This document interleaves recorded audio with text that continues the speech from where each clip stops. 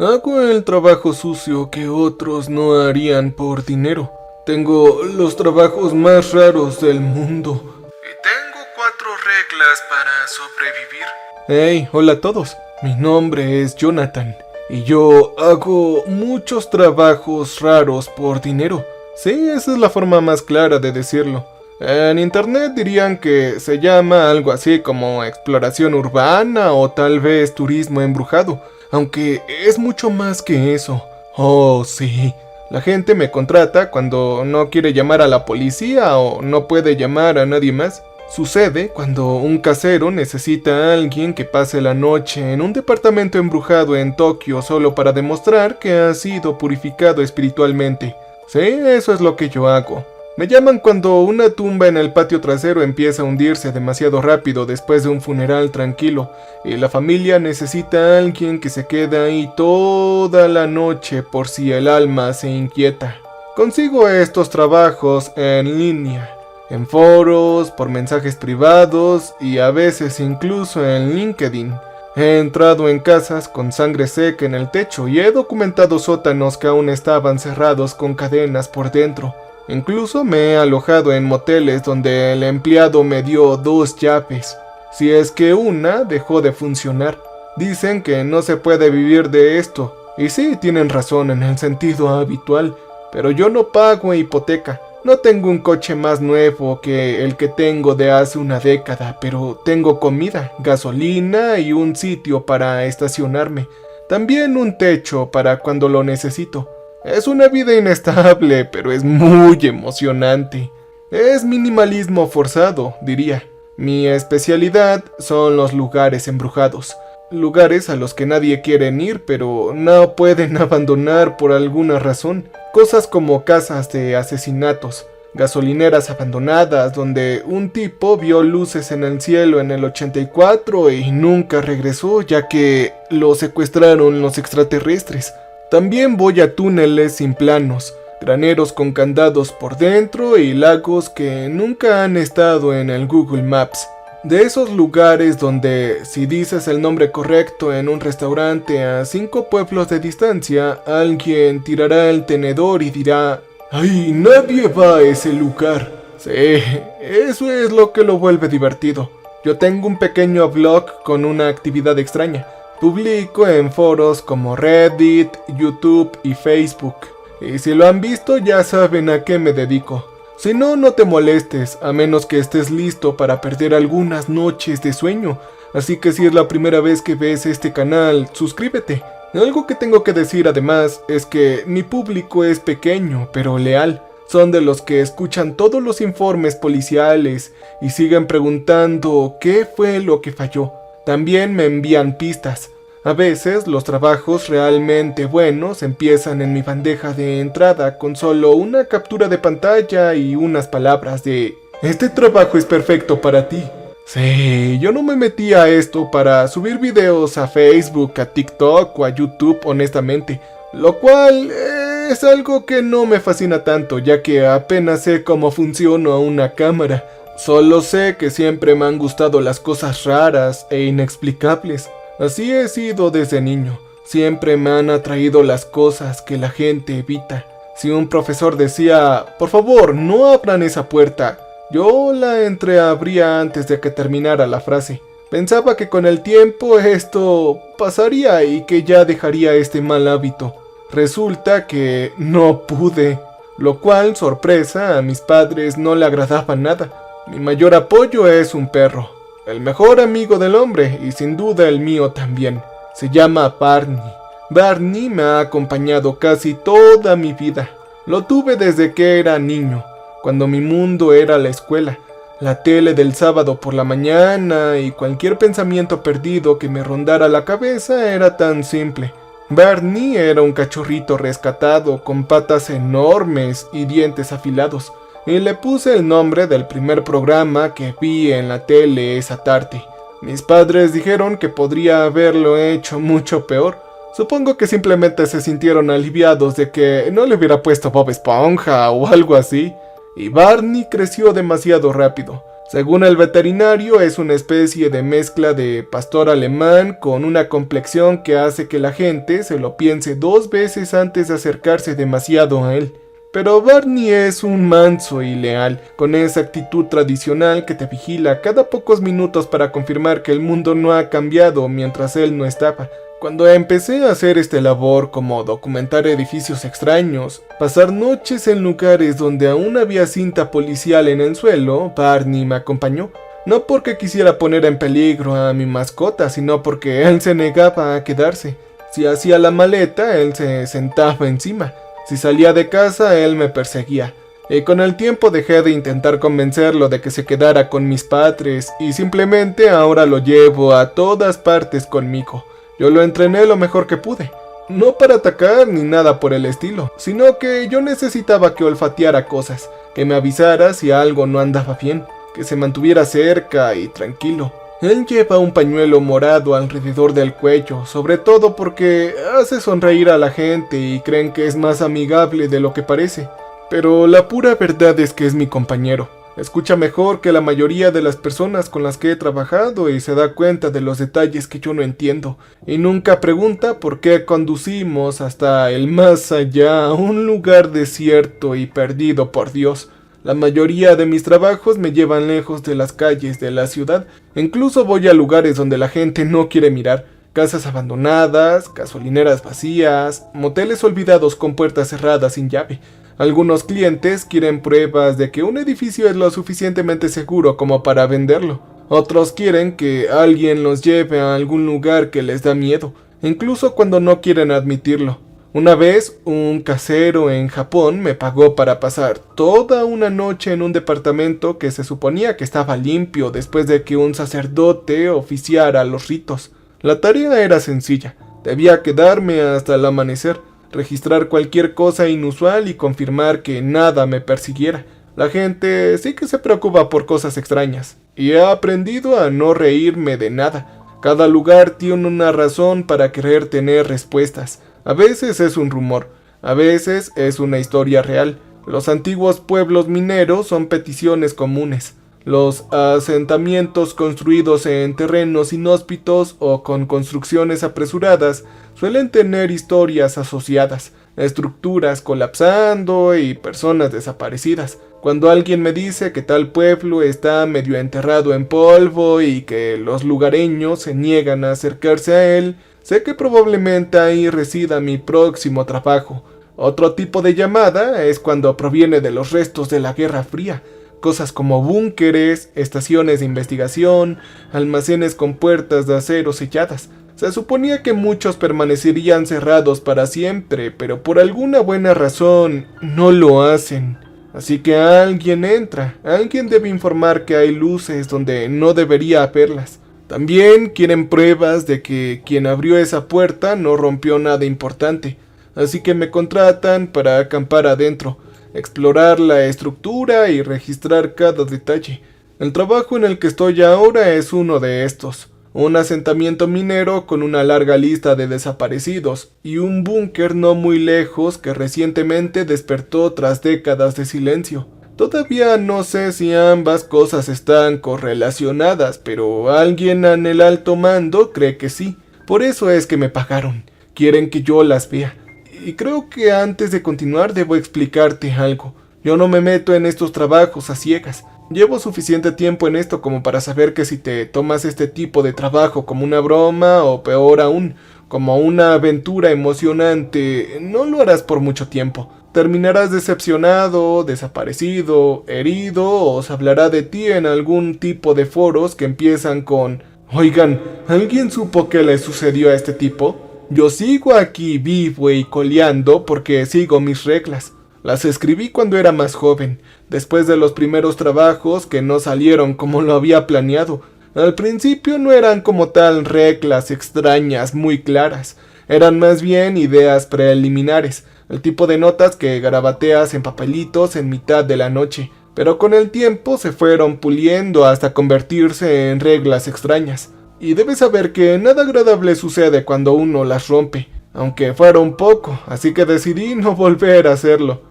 Yo tengo 4 reglas. Número 1. No acepto un trabajo a menos que sepa que puedo con esto. Si no puedo me voy, por muy buen salario que parezca. Y si quieres entrar en este tipo de campo, más vale que prestes atención. Antes de entrar en detalles sobre más de la primera regla, quiero explicar por qué son tan importantes. Son pasos prácticos que me mantienen con los pies en la tierra cuando entro en lugares donde la mayoría de la gente no daría ni un paso. Seguirlo simplifica el trabajo. También me dan un buen punto de apoyo firme cuando todo lo demás parece impredecible. Con eso en mente, la primera regla surgió de errores reales. Algunos sustos y consejos que aprendí mucho antes de saber que este sería mi trabajo. Bueno, regla número 1. Pide permiso siempre que sea posible. Si no es posible, discúlpate después. Esta regla tiene dos caras. La primera es la legal, y la otra es la parte que a todos les gusta escuchar. La mayoría de los lugares abandonados no son libres de explorar. Sí, parecen vacíos, pero eso no significa que no pertenezcan a alguien. Los edificios se pudren y los techos se derrumban. También las vallas se derrumban, pero la escritura sigue existiendo en alguna parte. Una empresa podría ser la propietaria, aunque se la haya olvidado, y un propietario podría haberlo heredado y nunca haberse molestado en arreglar nada. Una ciudad podría tener el título porque no se pagaron los impuestos. Sea como sea, entrar sin permiso es intrusión. La intrusión puede conllevar multas o arresto. Aprendí eso desde el principio. Cuando empecé asumí que abandonado significaba que a nadie le importaba. Resulta que sí, a mucha gente le importa. Mucho más cuando ven a alguien deambulando por una estructura que técnicamente es suya. Ahora yo investigo al propietario siempre. Reviso registros públicos, archivos comerciales antiguos y bases de datos del condado. Si encuentro al propietario, yo lo contacto. Le explico quién soy y a qué me dedico. Suena extraño, pero a muchos propietarios agradecen que alguien se interese por su propiedad olvidada. Algunos incluso me piden mis grabaciones después. Otros dicen que no, y en ese caso me alejo si la línea parece demasiado clara. Yo elijo mis batallas. Pero la otra cara de esta regla es que ya no se trata de la ley, se trata de respeto, o tal vez de costumbre, y viene de mi familia. Mi abuelo era la persona más supersticiosa que he conocido. Creció en Hungría rural y se llevó consigo toda la cultura cuando su familia se fue a los Estados Unidos. Trataba cada sendero forestal, cobertizo destrozado y campo vacío como si algo ya estuviera viviendo allí.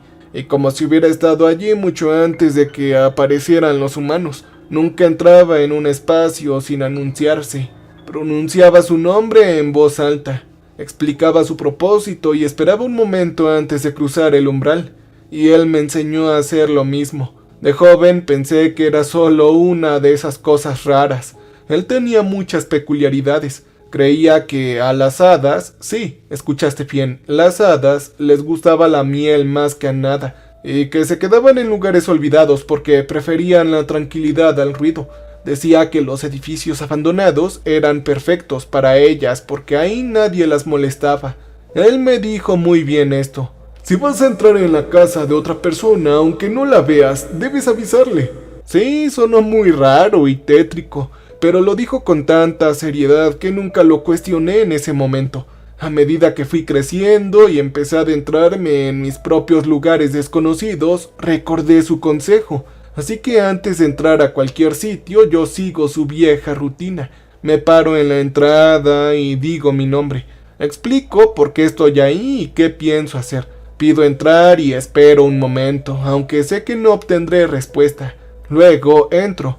Lo hago incluso cuando sé que solo hay polvo y madera vieja. Lo hago cuando sé que el edificio lleva décadas vacío. Lo hago incluso cuando hay otras personas conmigo y ponen los ojos en blanco o hacen comentarios en voz baja. Algo que también hago es traer una ofrenda. Sí, llevo pequeños tarritos de miel en mi mochila para eso. Nada del otro mundo y nada costoso. Solo la cantidad justa para dejar en la puerta o en el alféizar de una ventana. Mi abuelo decía que la miel era una buena señal de voluntad buena. Ellas se dan cuenta de las intenciones, así que da algo dulce al entrar y ellos no te rechazarán. Recuerdo que me dijo una vez, y yo no le creía al pie de la letra, pero aún así yo llevo los frascos. Son pequeños, fáciles de empacar y siento que me conectan con alguien que me enseñó a ver el mundo de otra manera, a mi abuelo. Sí, la gente se burla de mí por eso. Otros exploradores urbanos, con equipos de documentales, aficionados a la aventura, todos reaccionan igual. Les parece gracioso, extraño o innecesario. Ellos se ríen cuando hablo con un vacío, y se ríen aún más cuando dejo un tarro de miel como si alimentara a un animal invisible. Pero he notado que algo no me ha sucedido como a ellos. Yo nunca me he tropezado ni me he torcido los tobillos y tampoco me he caído por las tablas débiles. Ellos pueden perder el equilibrio en las escaleras o se enferman por respirar polvo. Incluso algunos de ellos terminan en urgencias con cortes, esguinces y dislocaciones. Y yo, bueno, salgo limpio, sin huesos rotos, ni visitas al hospital o lesiones graves, ni una sola vez en este trabajo y quizás sea pura suerte. Quizás seguir la regla de mi abuelo me mantiene tranquilo y cuidadoso. Esto es lo que tal vez me mantiene a salvo, ¿no lo creen? Yo no tengo una explicación elegante. Lo que sí sé es muy simple. Cuando sigo esta regla, todo sale bien. Y cuando la gente la ignora, las cosas salen mal. Barney y yo hemos tenido que rescatar a unos cuantos tontos que se cayeron por el suelo 1 o 2 veces. Así que recuerden, no siempre se puede pedir permiso. La propiedad se vuelve turbia. Los registros desaparecen y a veces nadie vivo recuerda siquiera el lugar que intentas explorar. En esos casos sigo la segunda parte de la regla. Disculparme después. Si alguien se presenta enojado, ok, me explico claramente. Yo le muestro mi investigación, me ofrezco a retirarme y le doy espacio para que se tranquilice. La mayoría de la gente responde bien cuando uno mantiene la calma. Esta regla protege más que solo mi cuerpo, protege mi trabajo y mantiene el proceso estable y predecible, incluso cuando el entorno es todo lo contrario. Me recuerda que estoy entrando en la historia de otra persona, no arrastrando a la mía a la suya. Me mantiene con los pies en la tierra, por eso la regla 1 siempre es la primera. Nunca sabes en qué casa estás entrando. Así que compórtate como un visitante y todo irá bien.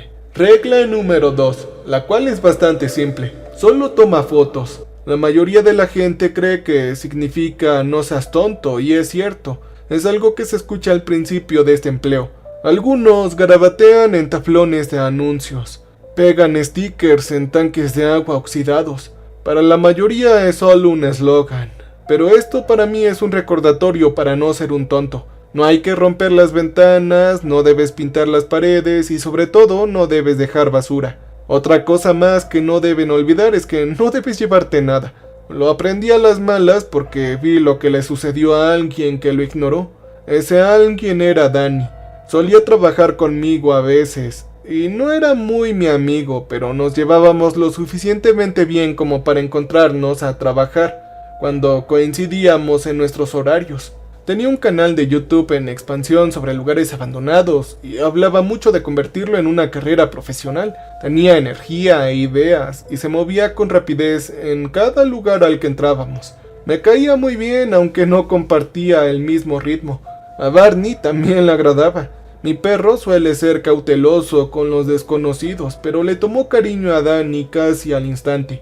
Durante las sesiones de caza, Barney lo seguía olfateando todo lo que Danny señalaba y moviendo la cola cuando Danny se detenía lo suficiente como para acariciarlo.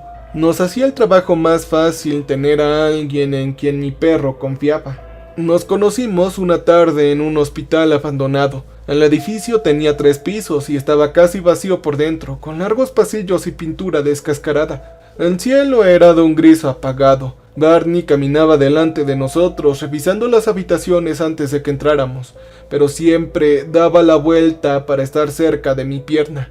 El ala de anatomía estaba en el último piso. La mayoría de los armarios habían sido abiertos años atrás con su contenido esparcido o robado, pero algunos estantes aún contenían equipo antiguo. Danny encontró el cráneo en el estante del fondo. Ahí reposaba como si alguien lo hubiera dejado en un día normal y nunca hubiera regresado para recogerlo. Entonces Danny lo recogió con ambas manos y empezó a explicarle a su cámara su posible valor. De repente, mi perro Barney se detuvo. Bajó la cabeza y retrocedió hasta que su cola rozó mi rodilla. Él no ladró ni gruñó, pero observó a Danny con una atención que no lo había visto antes. Entonces Danny se ríe. Le encantaba la cámara, pero le encantaba aún más la idea de causar una buena impresión. Giró la calavera hacia la ventana, inclinándola para que la luz le diera en la parte superior. Imagínense esto, chicos. Esto va a ser una locura. Ahora esto es algo invaluable, dijo. Yo le dije que dejara esa cosa, pero él me ignoró. Dijo que no era una tumba. Dijo que lo habían abandonado y que alguien en internet pagaría una fortuna por esto. Así que metió el cráneo en su mochila. Nos separamos en el estacionamiento. Mi perro Barney se subió al asiento trasero de mi camioneta sin esperar a que abriera la puerta del todo, y vi a Danny regresar a su auto con la mochila al hombro y la cámara aún colgando del cuello. Esa fue la última vez que lo vi con vida. Pasaron unos meses y me cambié de trabajo. Entonces, un lunes por la llamada recibí una llamada de la comisaría del mismo pueblo donde estaba el hospital. Me preguntaron si conocía a un hombre llamado Daniel y si podía entrar a responder algunas preguntas. Ellos encontraron a Danny en el tejado del hospital, no adentro, sino encima, flotando en el viejo depósito de agua que llevaba décadas seco. Sus zapatos estaban cuidadosamente colocados al pie de la escalera. Era como si hubiera tomado su tiempo para alinearlos antes de subir. No había señales de que se hubiera resbalado, ni alcohol o sustancias tóxicas en su organismo. Sus pulmones estaban limpios. No tenía moretones en los brazos ni en los hombros, y sus manos no mostraban ninguna señal de que hubiera intentado respirar, pero le habían arrancado la oreja derecha. Esa era la frase escrita en el informe. Arrancada. El forense dijo que era extraño tener una herida tan violenta y sin embargo no presentar señales de forcejeo en ninguna otra parte del cuerpo era muy raro. Registraron el techo y el suelo alrededor del edificio y no encontraron la oreja que faltaba. El detective me dijo que lo estaban clasificando como ahogamiento intencional causado por angustia psicológica. Más tarde encontraron una nota en el bolsillo de su chaqueta, según que creían lo explicaba todo. La nota era breve, la letra era temblorosa e inclinada, como cuando una mano no puede dejar de temblar. Danny escribió que algo lo había estado siguiendo durante semanas. Dijo que tenía 3 ojos, 4 brazos y 4 piernas. Dijo que se paraba detrás de él cuando dormía y esperaba a que se diera cuenta. Escribió que no tenía ningún idioma legible, pero que podía sentir su respiración contra él y que ahora ya lo conocía, que ahora esa cosa vendría por él y que terminaría con su vida. Esas fueron sus últimas palabras. El detective lo clasificó de psicosis causada por un estilo de vida errático. Los abogados lo clasificaron de accidente desafortunado. Todos coincidieron en que fue trágico y ahí se acabó el expediente y yo no discutí. No había nada que pudiera haber dicho que cambiara la forma en que archivaron la documentación. Simplemente asentí y firmé mi declaración y me marché. Pero Barney, mi perro, se quedó callado mucho tiempo después de eso. Cuando salíamos a trabajar se quedaba cerca y revisaba cada parte antes de dejarme pasar. Se detenía con más frecuencia que antes, sobre todo en lugares que parecían viejos o incorrectos. Empecé a confiar más en su juicio que en el mío, ya que los perros ven cosas que nosotros no, y no mienten. Lo que sea que le haya pasado a Danny nos dejó una huella a ambos, aunque ninguno de los dos haya estado presente para verlo. Ahora no toco nada que no ocupe, no me llevo recuerdos, ni siquiera pequeños. Maldita sea, no muevo objetos para tener mejores ángulos de cámara. No guardo las llaves, fotos ni papeles para verlas después. Cuando Barney duda, nos damos la vuelta sin más. Si se niega a dar un paso al frente, entonces acabó. La gente en internet todavía habla a veces de la muerte de mi compañero Danny. Lo consideran extraña, discuten sobre los detalles. Algunos dicen que la historia no tiene sentido, que la oreja faltante fue una exageración o una mentira. Otros dicen que la nota era falsa, que se había convertido en uno de esos misterios inexplicables. A día de hoy el asunto sigue sin resolverse. ¿Ustedes qué creen al respecto? Pongan aquí abajo en los comentarios. Regla número 3. Bajo ninguna circunstancia entres solo a un lugar. La gente oye eso y piensa que se trata de trabajo en equipo, seguridad o estar preparado para accidentes. Y en parte sí, tienen razón. Los lugares abandonados no son amables. Los pisos se pudren de adentro hacia afuera. Los techos ceden sin previo aviso. Y un paso en falso puede convertir un buen día en una llamada de rescate que nunca llega. Pero esa no es la verdadera razón de esta regla. Oh, no. No del todo. Se trata de tener a alguien o algo que te mantenga alerta. Alguien que pueda ver donde tú no puedes. Escucharte cuando te distraes o decirte cuándo te has quedado demasiado tiempo en el mismo lugar. En mi caso, ese alguien es mi perrito Barney. Llevamos haciendo esto juntos desde antes de que empezara a aceptar trabajos por dinero. Él está entrenado para captar cosas que yo no percibo. Movimientos, olores, cambios de temperatura y cualquier cosa inusual. Me da confianza en lugares que de otro modo se sentiría demasiado aterrador. Y cuando hablo con él me mantiene con los pies en la tierra. Es fácil olvidar lo extraño que puede sonar un lugar cuando estás solo, pero hablar en voz alta lo hace más llevadero. La mayoría de los exploradores no tienen una compañía, prefieren ir solos. Algunos lo hacen por el reto, otros porque se sienten más valientes así, como una prueba de autenticidad para sus seguidores en internet. Sí, es buen contenido, no digo que no. Un solo haz de luz de linterna moviéndose por un pasillo oscuro consigue mejores clics que dos personas bromeando sobre ángulos de cámara. A veces yo veo sus publicaciones, imágenes de escuela medio derrumbadas, casas quemadas, fábricas o manicomios. Entran con linternas frontales y GoPros atadas al pecho, narrando como si su público estuviera justo detrás de ellos. Parece cinematográfico hasta que te das cuenta de que una tabla en falso podría ceder bajo su peso. Entonces dejan de parecer valientes y empieza a parecer muy tonto. Cuando empecé con esto pensé que esa gente era imprudente. Ahora creo que son solo demasiado jóvenes. Yo también recuerdo ser así de joven. Pensé que las reglas estaban para romperse, que la precaución era opcional y que las cosas malas solo les pasan a los demás. Pero uno aprende a las malas. Barney es mi oído cuando arrecia el viento y mis ojos cuando se apaga la luz. A veces es la única razón por la que sé cuándo irme. Un solo sonido suyo, como un gruñido o un gemido, e incluso la forma en que se detiene me basta para creer que hemos terminado. Aún así, no todos siguen esta regla.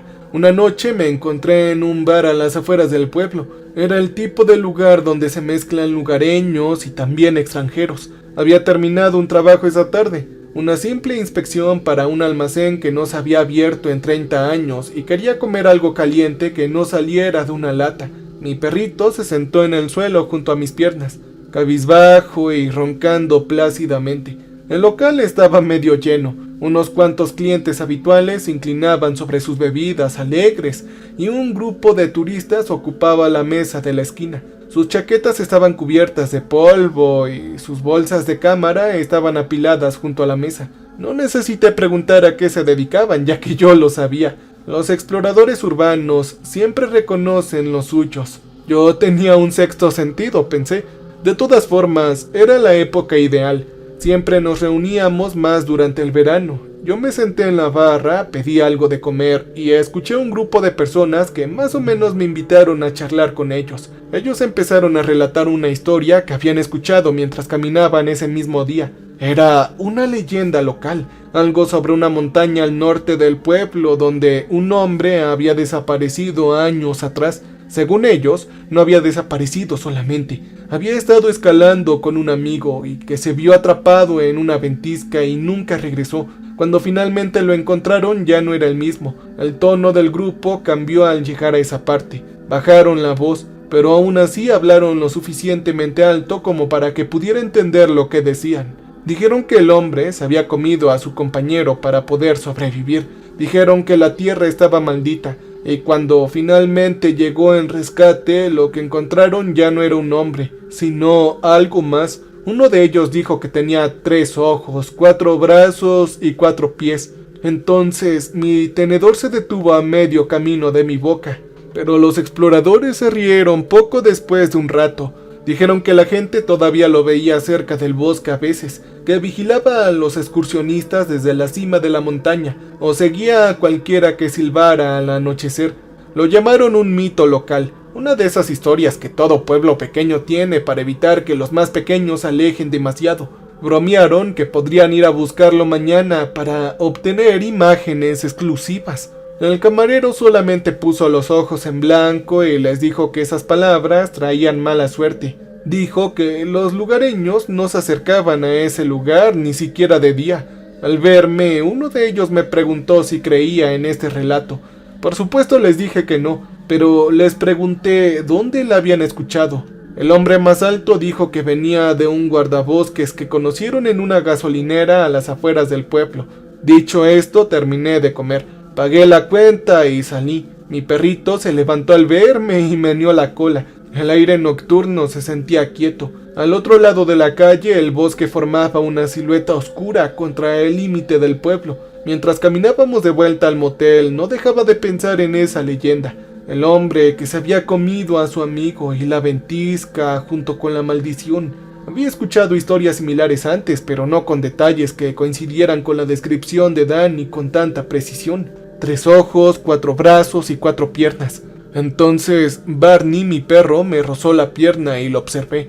Me miró una vez y me siguió caminando, con la nariz pegada al suelo. No parecía preocupado, pero aún así sentía que la idea me aferraba y me helaba. Oye, no te preocupes, Barney, yo no voy a hacer ninguna tontería, dije mientras le rascaba detrás de las orejas. Me dije a mí mismo que era solo otra historia más. Y sí, cada lugar tiene una, ¿o no? Cada explorador escucha decenas de estas. Aún así, al llegar a la habitación revisé las cerraduras y me aseguré de que mi equipo estuviera empacado.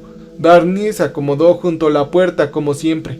Me senté en la cama y anoté todo lo que había escuchado. Los detalles, los nombres, la descripción. Aún no sabía cómo llamarlo, si coincidencia o advertencia, pero no me importaba. Había aprendido que ignorar patrones en este trabajo traía problemas. Pasaron meses antes de que volviera a escuchar hablar del mismo monstruo. Esto me lleva a la regla final, regla número 4. Siempre debes hacer reconocimiento. Sí, suena aburrido, lo sé. No es dramático como las otras reglas, pero sinceramente, esta es la que más problemas me ha ahorrado. Siempre les digo a todos, no se emocionen hasta verlo en persona. A menos que esté seguro de que algo va a ser pan comido, lo cual es raro. Planeo un viaje de reconocimiento ya que es la mejor opción. Es como explorar un campamento antes de pasar la noche allí. Uno no aparece de repente y espera lo mejor. Yo intento hacerlo lo antes posible, porque no hay nada peor que pasar horas investigando un sitio abandonado, contándoselo a tus amigos, conduciendo 90 minutos fuera del estado y luego darte cuenta de que estás mirando un terreno baldío. Eso mismo me pasó una vez. Yo llevaba semanas planeando visitar una vieja fábrica de ladrillos a las afueras de Columbus. Tenía mapas, fotos de dron, fotos de un foro. Incluso convencí a un amigo para que me acompañara. Pero cuando llegamos solo quedaba un estacionamiento, uno muy nuevo. Resulta que lo habían demolido todo hace apenas un mes. Ese viaje me costó gasolina, tiempo, comida y el buen humor de mi amigo. Pero también aprendí algo muy valioso. Ya no se puede confiar en lo que hay en internet. Las fotos se desactualizan rápidamente. Un año puede marcar la diferencia entre una estructura inquietante y medio derrumbada y un tramo limpio de pavimento. Así que empecé a explorar cada sitio en persona antes de hacer un plan. A veces eso significa salir temprano por la mañana y recorrer el perímetro. A veces significa hablar con un vecino o alguien de un negocio cercano. Cualquier cosa para asegurarme de que aún existe. Pero el reconocimiento no se trata solo de comprobar si un lugar está allí o no. Se trata de asegurarse de que sea lo suficientemente seguro como para entrar. Muchos recién llegados no lo entienden. Encuentran la dirección en el foro, leen un par de artículos y ¡bank! Creen que eso es suficiente. No revisan la estructura y no revisan los pisos. No comprueban si el suelo es blando o los techos son débiles. Así es como la gente queda atrapada, o mucho peor. Internet no te dice cuándo se han roto las tablas del suelo ni cuándo se han inundado los niveles inferiores. Una vez oí hablar de un par de exploradores que siguieron unas viejas instrucciones para entrar en un teatro abandonado. La planta principal se había derrumbado hace años, pero nadie había actualizado la publicación que usaron. Así que se cayeron directamente y tuvieron que sacarlos 12 horas después. Uno de ellos se rompió las 2 piernas. Por eso es que yo hago reconocimiento, siempre. La última vez que ignoré mi propia regla terminé sacando a alguien de un lío. Todo empezó con un mensaje en mi blog de un adolescente llamado Nathan. Dijo que había encontrado un terreno unos pueblos más allá, un antiguo complejo de oficinas que llevaba cerrado desde los 90s, y quería saber si lo había visitado. No lo había hecho, no estaba en ninguna de mis listas, pero algo en su mensaje me indicó que no preguntaba solo por curiosidad. Mencionó ruidos raros y un mal presentimiento. Yo fui en coche esa tarde. El edificio era justo el tipo que esperas encontrar en medio de la nada. Sencillo, cuadrado y de color gris, con la mitad de las ventanas rotas. Había una pequeña valla rodeando el perímetro, pero la mitad había sido derribada por un árbol caído. Barney saltó de mi camioneta y empezó a olfatear la cerca. Cuando llamé a Nathan, escuché que sonaba desde adentro. Fue entonces cuando supe que no solo había estado de visita, sino que había entrado. Lo encontré unos 20 minutos después. Parte del techo se había derrumbado en uno de los pasillos, atrapándolo en una esquina entre 2 vigas de acero. Parecía aterrorizado, pero ileso. Tenía la chaqueta cubierta de polvo y la linterna se la había apagado. No tendría más de 16 años. Oye, amigo, no te muevas, te sacaré de ahí, le dije. Afortunadamente el derrumbe no había sido grave. Una gran viga metálica de soporte se había derrumbado sobre la puerta, pero podía ver un pequeño hueco cerca de la parte superior. Solo necesitaba hacer palanca. Yo volví a subir a buscar mi palanca y cuando regresé, Barney estaba tumbado cerca de la entrada, con las orejas moviéndose. Él no ladraba, pero observaba algo más allá en el pasillo. Al principio no vi nada. El edificio estaba en silencio, salvo por el sonido de Nathan. Entonces escuché un rasguño lento y pesado, como si se estuviera arrastrando. Yo me agaché junto a Nathan y me llevé un dedo al labio. Él asintió. A través del hueco entre los escombros vi movimiento. Al principio pensé que era otro explorador. Sin embargo, los exploradores no tienen esta forma peluda y grande. Esta no era la forma correcta. Tenía su espalda encorvada de una forma que parecía ser demasiado dolorosa. Parecía un animal muy peludo. Salió a la luz que se filtraba por la ventana y ahí fue cuando lo vi con claridad. Tenía 3 ojos alineados en la cara, 4 brazos largos y doblados en direcciones extrañas. Tenía 4 patas que no se movían muy bien. Y la peor parte era que tenía 2 cabezas. Estaban unidas por los hombros y separadas por el torso como algo que una vez fue y decidió separarse a mitad de camino. Esa cosa, esa maldita bestia, estaba arrastrando un cadáver de ciervo en uno de sus brazos. El cuerpo ya estaba medio comido, con las costillas al descubierto, dejando un rastro oscuro al caminar. Los ojos de Nathan se abrieron de par en par alarmado, pero le tapé la boca con la mano antes de que pudiera emitir un solo sonido. Mi perro Barney se agachó en silencio. La criatura se detuvo al final del pasillo, la dio una cabeza y olfateó el aire. Luego siguió moviéndose hasta desaparecer por la esquina. Yo esperé otro minuto entero antes de hablar. De acuerdo, hay que salir de aquí, dije. Metí la palanca bajo la viga caída y empujé. Me costó mucho usar ambas manos y casi todo mi peso, pero el metal se movió lo suficiente para que Nathan pudiera pasar a través de ella. Salimos de ahí lo más rápido que pudimos. Llevé al chico hasta la casa con sus padres. Yo no denuncié lo que vi, al menos no todavía. Un mes después volví a pasar por el mismo edificio. Todo el terreno estaba fachado y un gran cartel en la entrada indicaba que se estaba desarrollando un nuevo complejo turístico. Hablé con uno de los capataces que estaba junto a la puerta y me dijo que ya habían tenido problemas, con equipos rotos, trabajadores heridos y un pequeño incendio sin explicación. Un par de personas habían sido llevadas a urgencias esa misma semana, todas con huesos rotos debido a una falla inexplicable del equipo. Después de unos días no podía superarlo.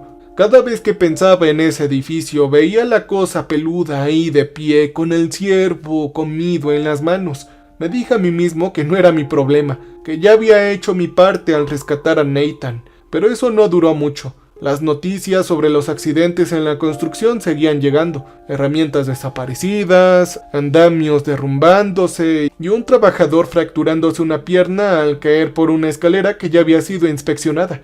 Me parecía mal saber lo que sabía y callarme, así que una noche me senté y escribí un correo electrónico. No usé mi nombre real. Creé una nueva dirección algo genérica y envié 3 mensajes separados, uno al capataz de la construcción, otro al dueño de la propiedad que figuraba en el anuncio y el otro a la policía local y les conté todo lo que había visto.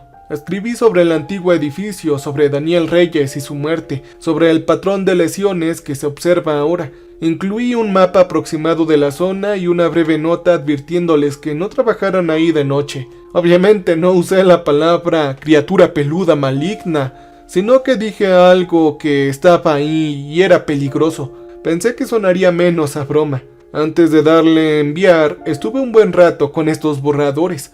Mis manos revoloteaban sobre el teclado e inseguros, pero luego pensé en Danny y en Nathan y en la sangre en el suelo y el rastro que dejó esa maldita cosa, así que los envié de todos modos. Yo nunca recibí respuesta de nadie, pero no me importaba, era la única manera de poder vivir con lo que había visto, aunque un par de días después me enteré de que el alcalde había clausurado oficialmente el lugar. Ya han pasado unos meses desde lo de la obra. Barney y yo seguimos mudándonos, seguimos aceptando trabajos, algunos más discretos y pequeños que otros. Ya no publico nada en internet como los demás. No soy de los que salen en las cámaras. Eso sí, yo narro y escribo, pero no para el público, en realidad no.